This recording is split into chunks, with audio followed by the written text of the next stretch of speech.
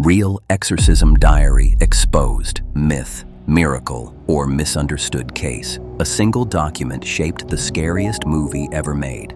Stay to the end, and you'll know what's verified and what isn't. This is the 1949 case that inspired The Exorcist. A Jesuit priest named William S. Bodern led the rites in St. Louis. Another priest, Father Raymond J. Bishop, kept a detailed diary of events. The boy at the center is identified only by a pseudonym to protect privacy. Reporters wrote about it at the time, and novelists later turned it into legend. Tonight, we separate receipts from rumor. First, the internet problem. Clips labeled Real Exorcist Audio circulate widely. Most are dramatizations, misattributions, or from different cases entirely. There is no verified audio released from the 1949 St. Louis case. What we do have are written records and contemporary reports, so we're going to the diary, not to sensational sound. The story begins near Washington, D.C. in early 1949. A family seeks help as disturbances escalate around a teenage boy. Local guidance leads them to relatives in St. Louis and then to the church. The move is practical: more support, more oversight, less attention. From here, the diary becomes our timeline. Father Bishop's notes read like long nights at a hospital desk. He records prayers, responses, and attempts to begin the rite under supervision. He notes agitation and brief stretches of calm. He writes names as initials, and he omits addresses and schools. The goal is privacy, not spectacle, even as attention grows. Media interest builds anyway. A 1949 article reports that a priest freed a local boy from the devil's grip. The phrase explodes through retellings, and the legend locks in.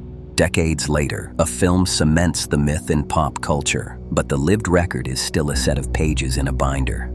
Back in St. Louis, the final phase unfolds under medical supervision. Multiple clergy participate across repeated sessions. The diary logs sequences of prayer, resistance, and recovery. There are no taped interviews to play back. There are shifts in tone and temperature recorded by observers. There is a patient whose identity remains shielded then and now. Quick question before we continue. If careful receipts over rumors matter to you, subscribe for documented cases nightly. Now, the diary's crescendo. A final session is described with unusual clarity and weight. The text notes a decisive ending, followed by prolonged calm. Clergy present interpreted the change as resolution. Skeptics point to psychology, suggestion, or sleep deprivation. The document doesn't declare a scientific cause. It records what happened and that the disturbances stopped. Let's sort what we can prove versus what we can't. Verified, a pseudonymous boy who received attention from Jesuit clergy. Verified, supervision in St. Louis, including hospital involvement. Verified, a diary attributed to Father Bishop summarizing sessions. Verified, multiple 1949 press reports covering a dramatic spiritual case. Unverified, any authentic audio of this boy's sessions released to the public.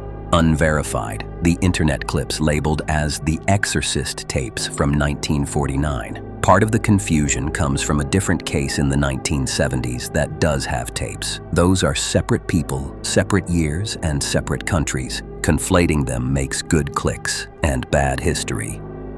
So what actually keeps this story alive? A diary is intimate and authoritative. It is not a screenplay or a sermon. It is a working record written between prayers and exhaustion.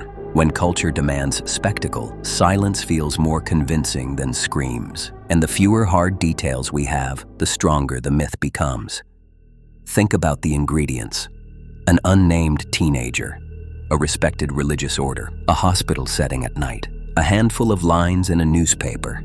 It's a perfect storm for retellings that expand beyond the text. But the safest footing remains the pages we can point to. Here's how to read them. Treat dates and locations as anchors. Treat descriptions as observations, not instruments. You're gonna die up there. Treat interpretations as interpretations, from believers and skeptics alike. You don't need a microphone to understand the weight of a moment. You need context and restraint. There is another lesson the diary teaches without meaning to. Precision protects people. The use of initials, the lack of addresses, the omission of school names, all deliberate. The authors planned for history and privacy at the same time. That is why we still have a human story and not a tabloid expose. If you're waiting for a single line that decides everything, it isn't here. Not in medicine, not in theology, not in the press clippings. What we have is a chain of human choices that ended with relief. Whether you call that spiritual victory or psychological resolution is up to you. Let's recap cleanly. Myth: there are public tapes from 1949 we can play on air. Fact: there are not.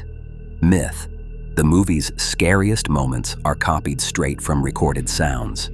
Fact: the movie dramatizes. The record documents. Myth: every detail is agreed upon. Fact: observers disagree on causes, but they agree the disturbances ceased. If you want part 2, we can go line by line through the diary. We can place each entry against the calendar, the press, and the parish notes. We can measure how a private crisis became a cultural phenomenon. We can do it without leaning on staged audio and recycled clips. The Exorcist myth endures because it lives where proof and belief meet. It is a reminder that absence of evidence can be twisted into evidence of the uncanny. It is also a reminder that families in crisis reach for help in the language they trust. Tonight, we honored the pages, not the hype. You decide what the pages mean. Want the diary deep dive next? Comment diary so we know to prioritize it.